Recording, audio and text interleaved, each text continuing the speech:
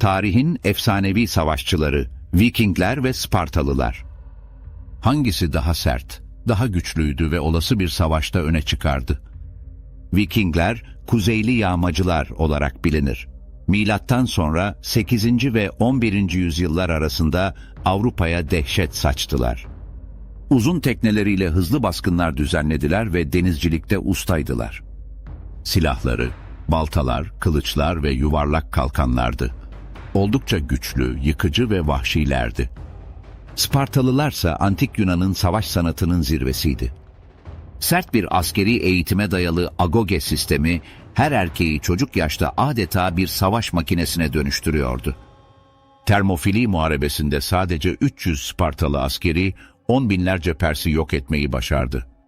Silahları, mızraklar, bronz kılıçlar ve şahin desenli kalkanlardı. Birlik olarak, koordinasyon içinde tek bir makinenin parçaları gibi hareket ederlerdi. Bugünkü videomuzda, farklı savaş alanlarında Spartalılar mı yoksa Vikingler mi galip gelirdi? Gelin birlikte öğrenelim. Vikingler, çetin İskandinav iklimine ve sert yaşam koşullarına olan dayanıklıklarıyla ünlüydü. Savaş felsefeleri cesaret ve kahramanlık üzerine kuruluydu. Onlar için savaş aynı zamanda bir statü göstergesiydi. Valhalla inançları nedeniyle ölümden korkmazlardı. Aksine savaşta ölmek onlar için bir onurdu.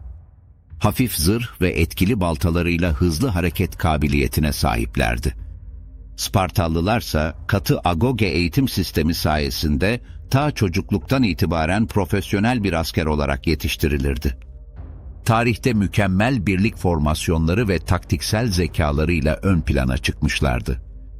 Falanks düzeni, bireysel hareket eden savaşçılardan çok, onlara koordinasyon içerisinde hareket eden bir takım olarak etkileyici bir savaş performansı sağlardı. Bu yüzden tamamen açık arazide gerçekleşen olası bir savaşta Spartalıların organize falanks taktiği, Vikinglerin daha bireysel ve esnek savaş tarzına karşı üstünlük sağlardı. Spartalıların disiplinli formasyonu, Vikinglerin Spartalıların saflarını delmelerini oldukça zorlaştırırdı. Vikinglerin ise gerilla tarzı savaş taktikleri oldukça etkiliydi. Yağmalarda, hızlı baskın ve akınlarda Vikingler rakipleri için tam bir kabustu. Bu yüzden ormanlık alanlarda, engebeli ve düzensiz arazilerde gerçekleşebilecek olası bir karşılaşmada durumlar tamamen Vikinglerin lehine olurdu.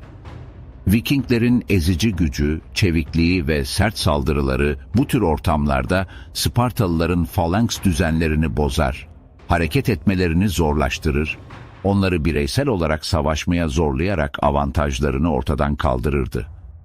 Vikingler denizcilikte de uzmanlaşmışlardı. Özellikle Drakkar adı verilen uzun gemileri, hızları ve manevra kabiliyetleri ile bilinirdi. Spartalılarsa daha çok kara savaşlarında profesyonelleşmişlerdi. Deniz savaşları için deneyim ve altyapıları Vikingler kadar gelişmiş değildi. Denizde gerçekleşen savaşlarda teknik, hız ve deneyim açısından Vikingler Spartalılara üstünlük sağlardı. Bugünkü videomuzun da sonuna geldik. Peki siz ne düşünüyorsunuz? Bu karşılaşmada sizce Vikingler mi yoksa Spartalılar mı üstün gelirdi? Yorumlarda düşüncelerinizi belirtebilirsiniz.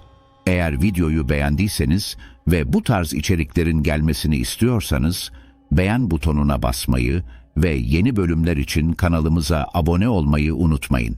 Bir sonraki videoda görüşmek üzere.